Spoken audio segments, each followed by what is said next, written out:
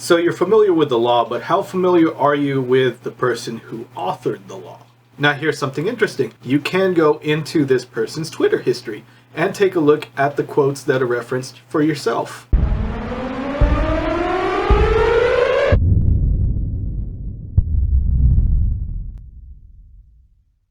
I don't think I've made myself clear at all, but look, check it out. We all have opinions, right? So here's mine. I am totally against AB5. Hear me out. Everyone's focused on what AB5 will do to the ride-sharing industry. I get that. Even journalists and writers championed AB5 until they realized that this machine can turn against them. Let's go ahead and take a look at a few articles.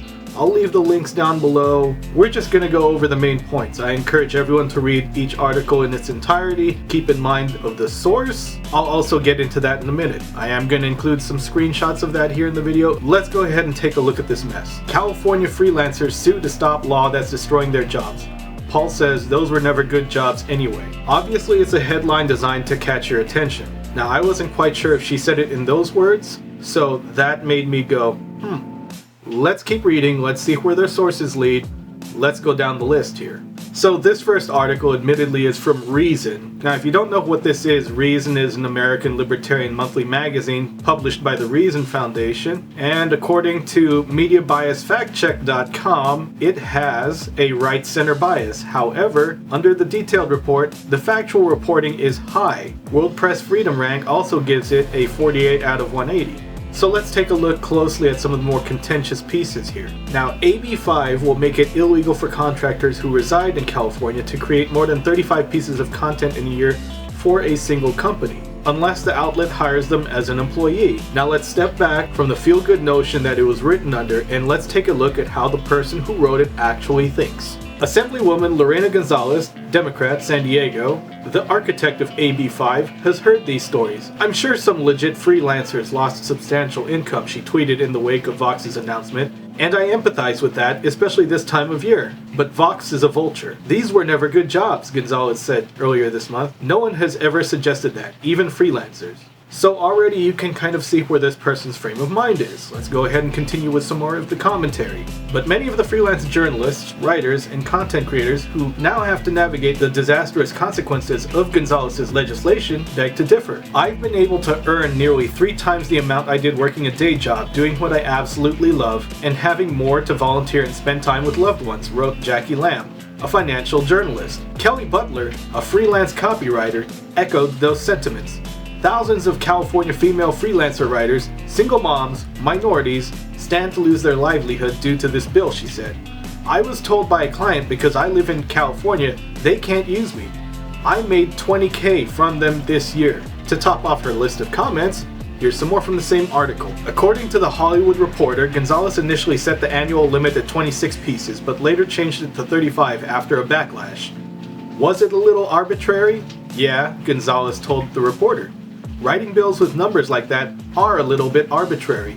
This proposition was approached without all of the necessary information at hand based on knee-jerk emotion. It's going to impact more than just rideshare. Everyone needs to step out of their box, take a look at the larger situation, and think critically. What we have is a piece of legislation that, on the face of things, looks very altruistic. However, statements from the bill's author seem to indicate that maybe it doesn't seem to play out that way. Maybe there's more than just altruism involved. I'm going to go ahead and leave these tweets and these responses out here so that you can read through them. I'm pretty sure that anyone doing enough research is going to be able to stumble across these and take a look, and they can see for themselves how this is being approached. At this point, it's not a matter of not knowing what to say. It's realizing that this was approached with no prior knowledge of any of these industries. No research was done on the total impact that it was going to have on not just rideshare, but other industries separate from Uber, Lyft, DoorDash. Everyone was just focused on those companies. What people need to remember is to be aware of how things can be turned against you. How can you openly admit to creating arbitrary numbers for a piece of legislation and then continue to act as if everything is normal? I really do believe that Uber and Lyft are going to get out of this just fine. People need to stop being so single issue. Utilize some critical thinking and look at how all these different spheres actually interact and connect with each other and work together as a whole. I'll leave direct links down below. Take a look for yourself. Look at the tweets. Look at everyone else's reactions. And if you seriously believe that some small law firm is going to get you more money off of a lawsuit than what a doctor earns in the space of 10 years, or even a nuclear engineer or a physicist, you're dreaming. Everyone needs to come together and actually think about ways we can realistically make the industry better without expecting the state to come save us at every turn. So you can take the information for what it is. You can say I'm a rideshare shill all you want, but the facts don't care what you think. The facts are the facts. That's it. That's all that I really have to say about this as of right now. You have to look at where these things come from. That's very important. You have to see who generated this kind of information. You have to take a look at who generated this law, what they really think, because that gives you a frame of reference as to how they think it can be used. Think critically, engage in skepticism. It'll go a long way.